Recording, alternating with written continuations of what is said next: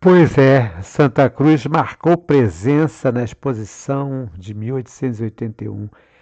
Mas não estou falando aqui de uma exposição qualquer, estou falando da maior exposição que aconteceu no Brasil, indubitavelmente, de documentos da história do Brasil.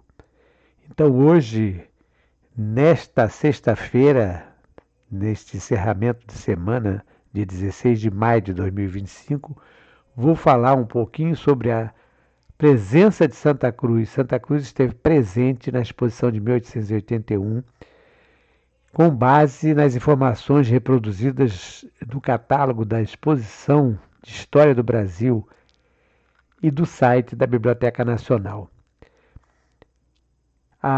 Quando a família real chega ao Brasil, Dom João traz uma grande parte da biblioteca que já pertencia ao Reino de Portugal. Uma biblioteca preciosíssima, uma biblioteca que tem documentos de um grande valor histórico e artístico, um monumento realmente de relevância internacional. E esses livros, inicialmente, eles ficaram ali nas proximidades do Convento do Carmo. A família real chega, se instala ali no Convento do Carmo, Dona Maria Rainha de Portugal. Ela fica no convento, Dom João fica no Paço, que passa a ser Paço Real, antiga sede dos vice-reis, e a biblioteca fica instalada ali exatamente numa daquelas salas próximas. Isso em 1808, 1811 que começa a chegar o acervo todo, porque não vem todo o material de uma vez só, depois é que vai chegando. Então, um acervo muito, muito precioso. Quando chega em 1858, ela vai ser transferida para a Rua do Passeio, ali ao lado do Passeio Público, perto da antiga Mesbla, por ali, onde hoje tem a Escola Nacional de Música da Universidade Federal do Rio de Janeiro. E já em 1910 vai ser construído um novo prédio ali na Avenida Rio Branco, que é onde está instalada hoje. Mas a exposição que nós vamos falar aqui, que eu vou falar aqui, ela foi realizada nesse prédio de 1858, aqui nas fotos que tem aqui em cima, a foto da esquerda, fica na Rua do Passeio. Baseado nesse guia da exposição da história do Brasil, essa cópia é facsímile da cópia original, da capa original, realizada pela Biblioteca Nacional do Rio de Janeiro, dia 2 de dezembro de 1881. Dia 2, aniversário de Dom Pedro II, que inclusive esteve presente lá na abertura da exposição. Como foi um catálogo, ele ficou à venda, R$ 200. Foi impresso pela tipografia da Gazeta de Notícias, que era um jornal que publicava muitas informações. Eu inclusive, já fiz várias citações no Gazeta de Notícias, que naquela época ficava na Rua 7 de Setembro. Então, esse livro são três, na verdade, são três volumes. O primeiro volume tem mais de 1.600 páginas.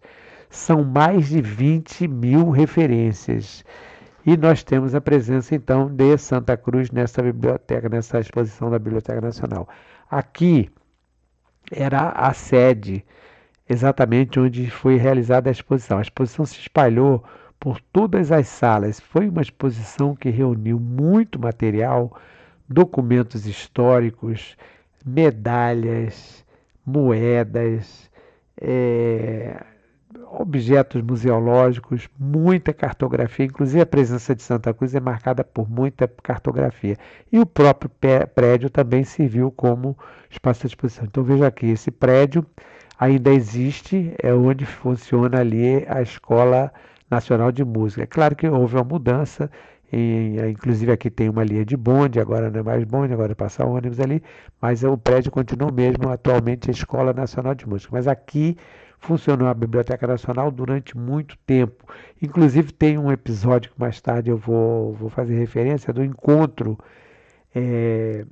do senador Camará com o Lima Barreto. Na verdade, não foi um encontro. O Lima Barreto estava na Biblioteca Nacional, como ele pesquisava muito, e o senador Camará entrou também para fazer pesquisa. E o Lima Barreto ficou só observando, tô de olho. E aí ele escreve uma crônica sobre isso. Quem era o diretor na época? Era esse doutor Benjamin Franklin de Ramis Galvão. Ele era gaúcho, nasceu no antigo município de Passo do Couto, atualmente município do Rio Pardo, no Rio Grande do Sul, 16 de junho de 1846 e morreu aqui no Rio de Janeiro, já com 92 anos, mas 92 anos bem vividos e bem trabalhados, em 9 de março de 1938. Então, ele era o diretor da Biblioteca Nacional e foi quem idealizou e organizou a mais importante exposição de documentos históricos do Brasil. Como sempre falo, né? Sempre tem alguém na liderança. Ontem, por exemplo, quando eu fiz aquela apresentação sobre a revista aqui do Quarto Centenário, eu coloquei o professor Francisco. Claro que tem muitas outras pessoas que vão ajudar, mas aqui, sem dúvida alguma, o Benjamin Franklin, o Ramires Galvão, vamos chamar assim, chamado também do bibliotecário perfeito, por tantas realizações perfeitas que ele teve na Biblioteca Nacional. Ele também foi membro do Instituto Histórico e Geográfico Brasileiro e também da Academia Brasileira de Letras. Em 2 de dezembro de 1881, aniversário do imperador Dom Pedro II, inaugurou-se na Biblioteca Nacional a Exposição de História do Brasil, organizada pelo seu então diretor, Benjamin Franklin de Ramis Galvão. A exposição teve por objetivo apresentar ao público tudo o que concerne à história pátria. Veja que aqui tem uma referência, número 1, que isso aqui foi tirado do site da Biblioteca Nacional. Segundo as palavras do próprio Galvão, além de documentos e peças pertencentes ao acervo da biblioteca, seu prédio foi também ocupado por objetos, livros e obras de arte provenientes de coleções privadas e outras instituições públicas, inclusive até mesmo da propriedade do imperador. Alguns objetos e obras estiveram na exposição. As salas e corredores dos estabelecimentos situados na Rua do Passeio foram amplamente preenchidos pelos elementos reunidos para a consolidação desse grande inventário geral de documentos impressos, manuscritos e desenhados, que formavam as riquezas históricas do país. Capistrano de Abreu fez parte da equipe que realizou o ambicioso projeto. Aqui está o Capistrano de Abreu, que é um historiador, nasceu no Ceará, foi um dos mais representativos historiadores brasileiros de sua época, tendo trabalhado na Biblioteca Nacional e ainda como professor do Colégio Pedro II. O historiador também foi eleito para a Academia Brasileira de Letras, mas optou por não tomar posse. Morreu em 13 de agosto de 1927, aos 73 anos. Então, assim como o Ramis Galvão, nós podemos dizer que foi o idealizador, o Capistrano de Abreu, posso dizer com certeza que foi realmente quem colocou a mão na massa. Claro que tinha outros também, claro, uma exposição desse tamanho, dessa dimensão, precisava ter muita gente. E o Capistrano de Abreu contou com a colaboração de outros historiadores. Também tirado aqui do site da Biblioteca Nacional, tem aqui o link. O projeto idealizado por Galvão incluía a realização de conferências de História e Geografia durante a exposição. Pouco sabemos sobre tais conferências. Encontramos uma carta de Capistrano de Abreu, de 12 de março de 1881, na qual convida para o evento o gaúcho republicano Joaquim Francisco de Assis Brasil. Como os jornais da época já assinalavam, o resultado mais relevante da exposição foi, sem dúvida, o volumoso catálogo que elencou todos os documentos levantados pelo grupo liderado por Ramis Galvão. O catálogo da Exposição de História do Brasil é, de fato, até hoje, um precioso instrumento de trabalho para os historiadores, mesmo que seja necessário complementá-lo com inventários mais recentes. Porque nós estamos falando de 1881, de lá para cá, a própria Biblioteca Nacional recebeu muito material. Inclusive, eu andei verificando que algumas obras já conhecidas nossas aqui não aparecem nessa exposição, ainda não tinham sido doadas ou adquiridas. O catálogo da Exposição de História do Brasil foi integralmente publicado pela Biblioteca Nacional e hoje se encontra disponível para download no site da Biblioteca Nacional. Quer dizer, tem aqui esse da Biblioteca Brasileira, tem aqui o link, quem quiser copiar, é, é da Biblioteca Brasileira. Então, tem todo o catálogo para que se possa pesquisar em casa. E a biblioteca publicou nos seus anais, no seu nono volume, ainda de 1881, o catálogo, que são esse catálogo de 1.612 páginas, ainda faltando o suplemento e o índice de autores, é incontestavelmente um monumento levantado às letras pátrias, que atestará em todos os tempos o que foi a exposição da história do Brasil. Isso foi a publicação na jornal Gazeta de Notícias, que, aliás, a Gazeta de Notícias foi quem imprimiu o catálogo, né? De 26 de dezembro de 1881, a seção de periódicos da Biblioteca Nacional, referência da seção de periódicos. Em seu discurso de abertura da exposição no dia 2 de dezembro de 1881, que contou com a presença de personalidades da época do Corpo Diplomático Imperial e de Dom Pedro II, Rames Galvão destaca o papel patriótico do evento, o qual seria uma ressurreição do passado e uma previsão do futuro. Para o público, que tudo se passa como se os documentos exibidos fossem eles mesmos história. Trata-se de uma exposição de história do Brasil e não, como diríamos hoje, de fontes concernentes à história do Brasil.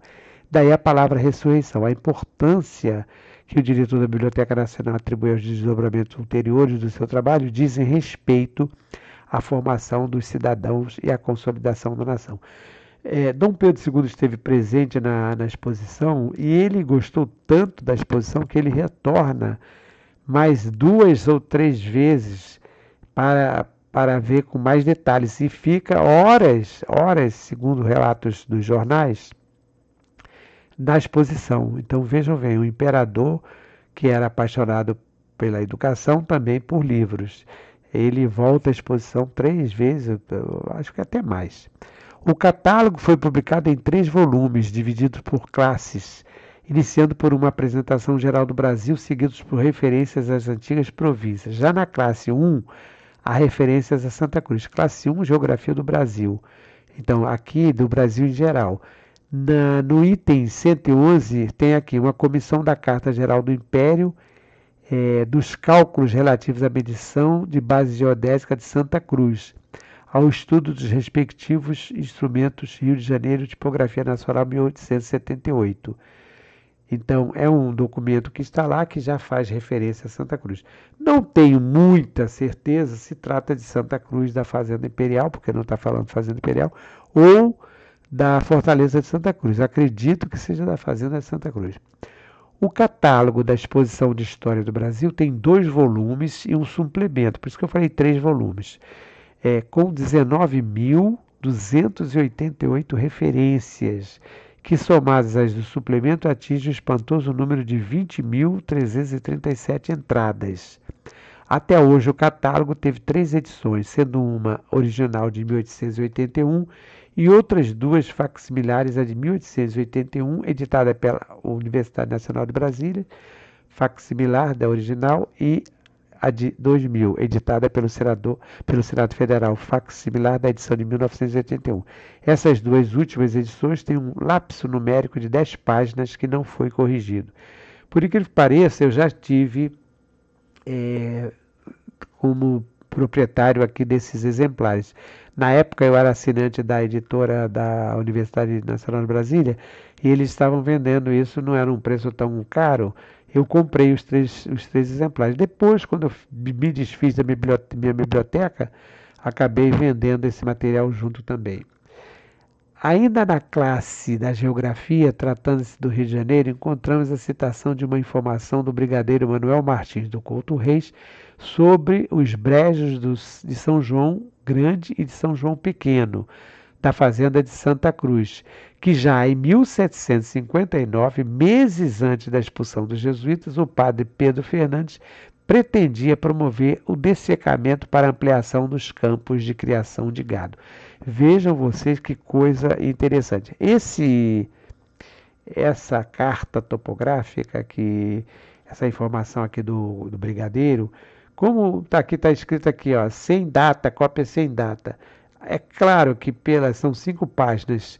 Pela informação, provavelmente o Couto Reis já tinha sido administrador da fazenda, porque ele chega aqui como tenente-coronel, sai como coronel e depois ele volta já no Império. Isso ainda o Brasil ainda era vice-reinado, né? Quando ele administra pela primeira vez, 1794.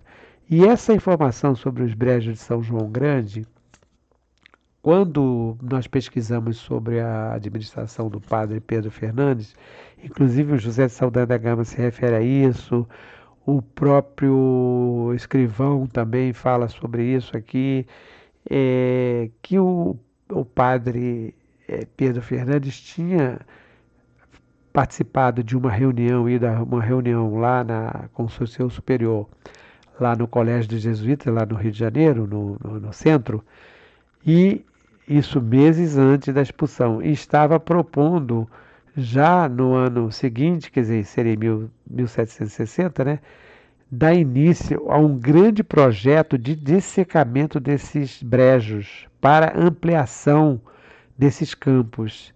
Então vejam que visão que ele tinha. E o Couto Reis, quando ele vem administrar a fazenda, ele vai seguir praticamente tudo o que os jesuítas faziam. Então, percebendo que o que os jesuítas fizeram estava dando certo, por que ele ia mudar? E aqui tem uma outra referência, esse texto do Brigadeiro, esse documento que estava lá na exposição, tem aqui 3 folhas e outra cópia em folha com 5 páginas. Faz parte do setor da Geografia das Províncias, no item 1 de Geografia, número 474. E aqui no número 1126 já tem uma outra referência à expedição do cônsul Langsdorff ao interior do Brasil. Como o cônsul Langsdorff passou por Santa Cruz, também se trata de um documento importante que esteve na exposição e que se refere a Santa Cruz. Então aqui vem seguida do esboço da viagem feita pelo Sr. Langsdorff no interior do Brasil desde setembro de 1825 até março de 1829, por Hércules Forrance, tradução de Schleiernoth Doria. Esse material todo já foi publicado mais recentemente. Viagens e cartas topográficas. Então, nessa exposição, a presença de Santa Cruz é muito marcante nesses textos de viagens e das cartas. Então, são muitas cartas topográficas. Essa primeira referência de 1169 se refere àquele trabalho do príncipe Adalberto da Prússia, né, que esteve aqui, escreveu aquele livro Brasil, Amazônia e Xingu. E quando ele veio a Santa Cruz, ele fez também um trabalho que aparece no álbum, porque além do livro, que ter escrito o livro, também saiu um álbum e fez a doação ao Dom Pedro. Inclusive está aqui na coleção, está com referência que faz parte da coleção Dom Pedro, da Biblioteca Nacional de Dom Pedro, isso no caso do álbum, né? Aqui o livro só faz parte da Biblioteca Nacional. Quando tiver BN, é Biblioteca Nacional. Tem aqui Carta da Costa do Brasil, desde a Ilha Rasa à Ilha Grande, compreendendo a Baía de Sepetiba, de 1875. Também fez parte lá da exposição. Isso veja aqui, fazia parte da coleção do Imperador. E a Carta Topográfica da Capitania do Rio de Janeiro, feita por ordem do vice-rei do Estado do Brasil, no ano de 1767, Manuel Vieira Leão, que era sargento-mor e governador da Fortaleza do Castelo. Então, essas cartas, inclusive eu coloquei aqui, a de 1801, porque ele fez inicialmente 1767, depois foram aparecendo outras cópias. E aqui tem uma cópia de 1801. São 15 cartas topográficas, 15 mapas, muito, muito bonitos.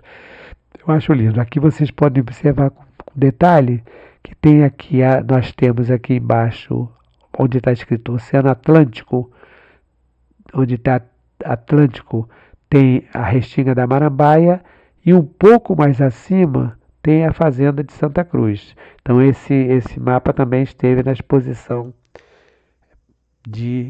da Biblioteca Nacional. Os originais dos mapas e plantas topográficos de Santa Cruz foram parte do arquivo do Exército, faziam parte do arquivo do Exército.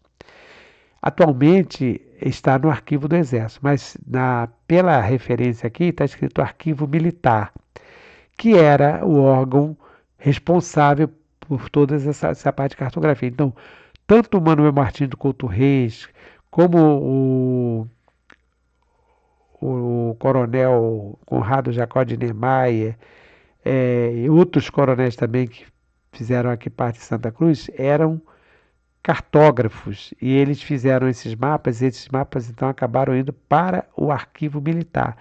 Quando foi realizada essa exposição, organizada pelo Ramis Galvão, a Biblioteca Nacional mandou correspondência, mandou ofício para todas as instituições do Brasil inteiro, não foi só do Rio de Janeiro, do Brasil inteiro. Essas correspondências, claro, para os arquivos, as câmaras municipais, as igrejas, porque tudo isso faz parte da exposição. Os quartéis, as unidades militares, tudo isso. Então, a Biblioteca Nacional mandou esses ofícios pedindo que essas instituições enviassem mandassem uma cópia dos seus documentos para que fizesse parte da exposição. Então foi reunido todo esse material e muito material saiu do arquivo militar, que hoje está no Museu Cartográfico do Serviço Geográfico do Exército, que fica lá no Morro da Conceição. Está aqui o prédio. Quem quiser visitar, a visita começa, acho que é de segunda a quinta, e acho que a partir de 8 horas da manhã até as 4 horas, 5 horas.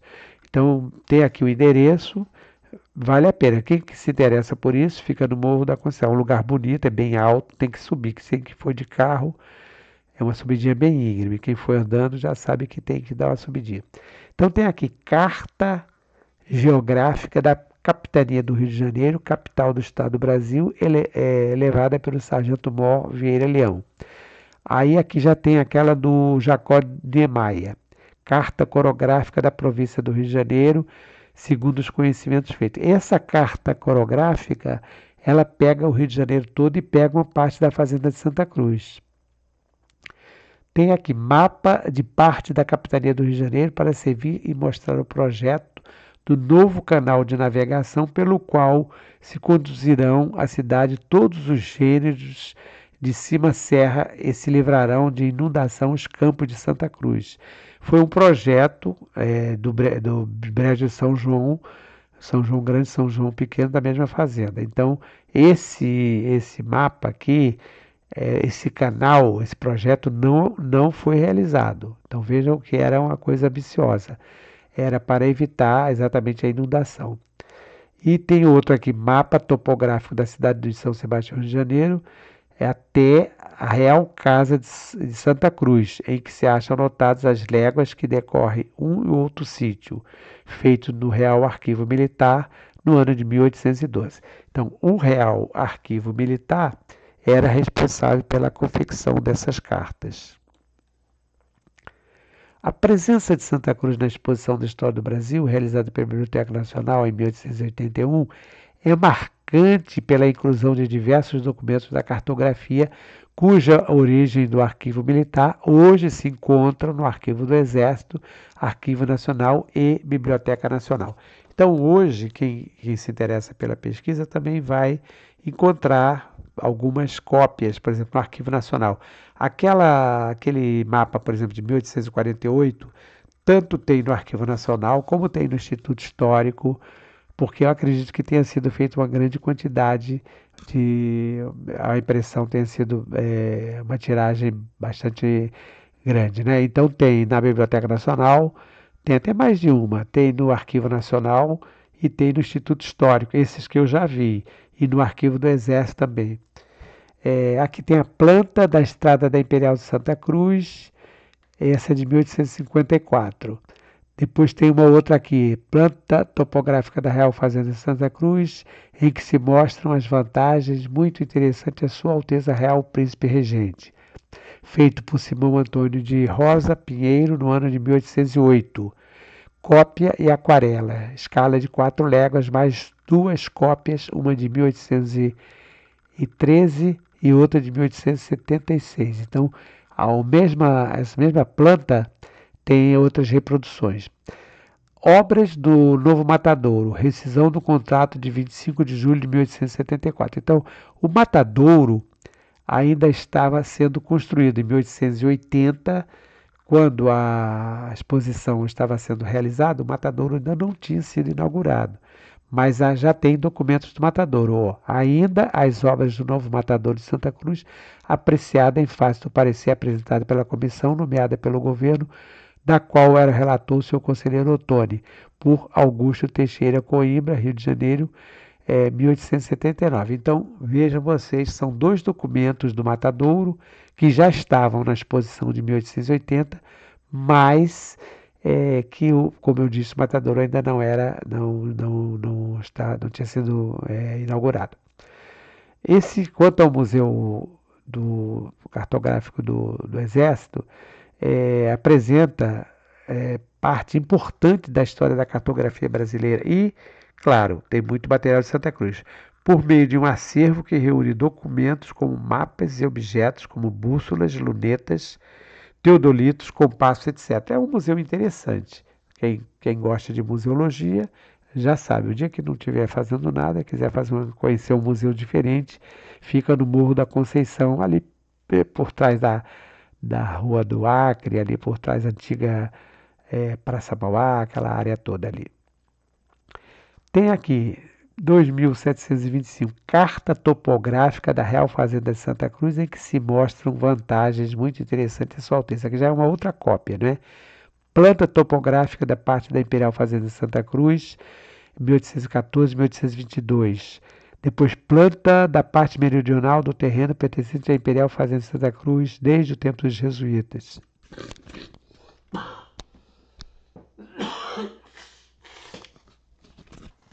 Planta demonstrativa da medição da Imperial Fazenda de Santa Cruz, conduzida da cópia de um resumo do tombo da mesma Imperial Fazenda, procedida em tempo dos jesuítas. Então, são vários. Por que Santa Cruz tem tantos mapas assim? Porque nós sabemos que tivemos problemas sérios, até vou colocar aqui, ó, foram incluídos no catálogo da Exposição de História do Brasil, da Biblioteca Nacional, os livros publicados após a apresentação de reclamações judiciais relacionadas com o direito de propriedade dos moradores da Imperial Fazenda de Santa Cruz, antes da outorga da Constituição Monárquica de 1824. Exatamente o que eu estava acabando de falar agora. Por que Santa Cruz tem tantos mapas, tantas cartas? Porque nós tivemos uma história bastante complicada em termos de proprietários. Primeiro, foi uma terra que não tinha dono, pertencia aos índios, e aí vem um ouvidor-mor chamado Cristóvão Monteiro e reivindica doação, é feita doação a ele. O Cristóvão Monteiro morre, deixa a esposa viúva e ela recebe ordem para deixar para os jesuítas. Os jesuítas recebem como doação, faz permuta com algumas trocas, com algumas propriedades que eles tinham lá nos Santos, e vai aumentando, vai ampliando a fazenda. Aí chega, os jesuítas vão expulsos. Aí vem o governo português, toma posse das terras. Aí vem o Brasil se torna independente, passa a pertencer à fazenda imperial, à família imperial. Vem a proclamação da República, se torna Fazenda Nacional. Então, por isso, vão surgindo mapas e medições. Aqui tem mais uma medição. Aqui já mostrando a fazenda toda. Vocês observem, embora esteja um pouquinho claro, essa parte da esquerda quadriculada aqui é o Rio de Janeiro inteiro, né? Ela é toda a fazenda de Santa Cruz. Tem a Restinga da Marambaia, tem uma parte inicial e depois a outra que vai até em Vassouras.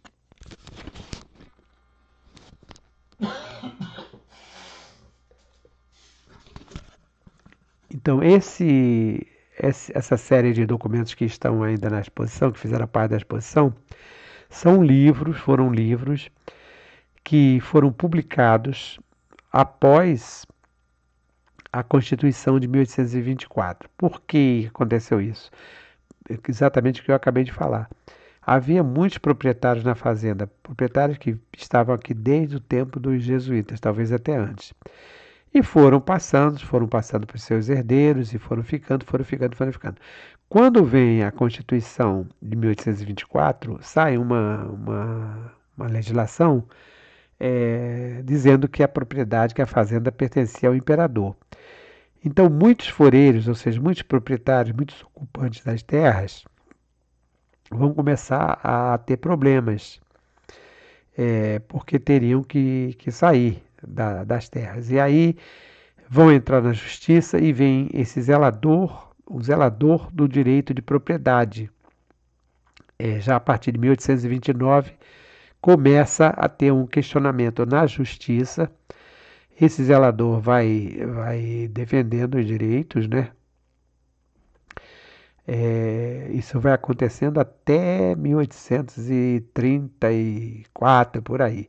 Então, esses documentos aqui tem a correspondência assinada pelo zelador, aqui tem memória refutativa, embargos ao acórdão preferido, sustentação que os oponentes à nova medição da fazenda.